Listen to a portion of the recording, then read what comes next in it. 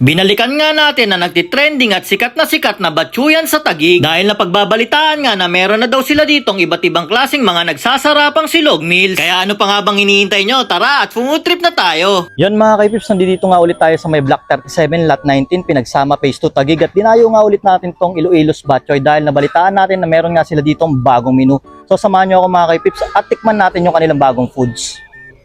Hello po tita, magandang gabi po. Balita ko po meron daw po kayo ditong bagong menu. Yes sir, mayroon po. Gaya nito, mayroon tayong Hungarian silog, and then pork silog, and then bag silog, and then tapa silog. Of course, hindi mawawala yung ating number one na batchoy po, overload. Yung tita, magkano naman po yung price po ng mga silog nyo dito?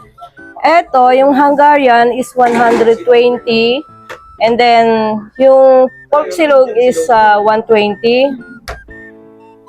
Itong bagnet is 140. And then itong top silog is 140. Ito po tita, yung ano nyo po, overload nyo po, magkano na po yung price niya? Yung overload natin ngayon is 200 po. 200. Yes po. Tita, tanong ko na rin, no? Anong oras po nag-open tong store nyo? From 8 o'clock to 9 o'clock ng gabi. Pero nag-extend kami since marami pang tao. Yung location po nito tita, para malaman po nila. Block 37, Lot 19, Phase 2, Pinagsama, Taguig City.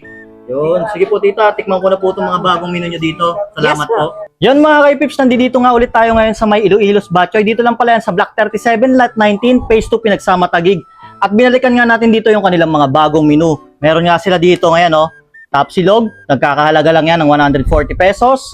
Meron din sila ditong bagnet silog na nagkakahalaga lang din ng 140 pesos.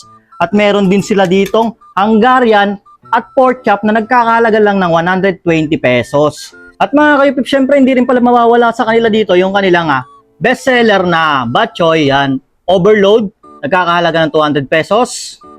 Yan, titikman na natin to Ito yung kanilang tapa. Yan, meron ditong ketchup, no? Pero syempre titikman muna natin yung tapa, no? Yung tapa lang talaga para malaman natin kung ano yung lasa. Yan.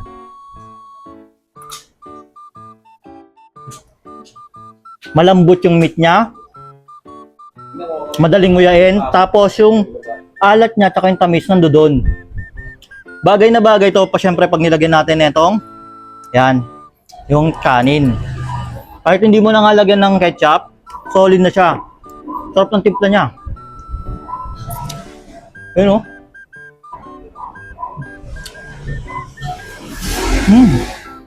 Pop. Parang yung nagmi-mix yung alat niya dun sa kanin. Tamang-tama siya. Hindi siya ganun kaalat. Talagang siya, balance. Pop. At syempre mga kaipips, no, dahil meron na tayo ditong kanin, titikman naman natin yung kanilang bagnet. Ano? Solid. Natin. Pangasin na natin to. Lambot. Ito yung mga bagnet na tama yung luto niya talaga. Nasa loob niya talaga yung lasa niya. Hindi kayo mahirapan na kainin dahil ando doon yung lutong niya. Tama dito yung lutong niya. Tapos juicy siya. Makikita niyo naman. Ayan makikita niyo naman juicy. Tapos talagang malasa siya. Tsaka ang malupit dito, crunchy. Solid. At susunod naman natin titikman yung kanilang Hungarian. Meron na tayong kanin dito wag na tayo magkanin. Yan. Wow. Yun, no? So? Solid. Ito yung sinasabi natin na Hungarian na yung hindi ka maalatan. Tama-tama yung lasa niya. Kasi meron mga Hungarian na maalat, no? Yung pag binili mo talaga maalat. Ito hindi. Solid.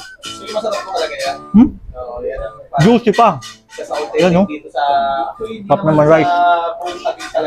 Siyempre, meron din sila dito yung kanilang pork chop, no? Yan, naka-breaded yan, no? Ngayon, tikman natin. Dito, nakagat ko lang yung buto. Dito sa kanila, maganda. Kasi hindi ka na mahirapang umuya, no? Pag kinagat mo pa lang, talagang malambot siya. Malambot yung niya kahit kamayin mo. Oh, pipigtas agad. Solid. Malasa na. Masarap pa, tsaka malambot. Ang pinakamasarap dito, sabayan mo na mainit na sabaw, no? Pag food trip ka. Yan. Daming laman nito, hirap ubusin nito.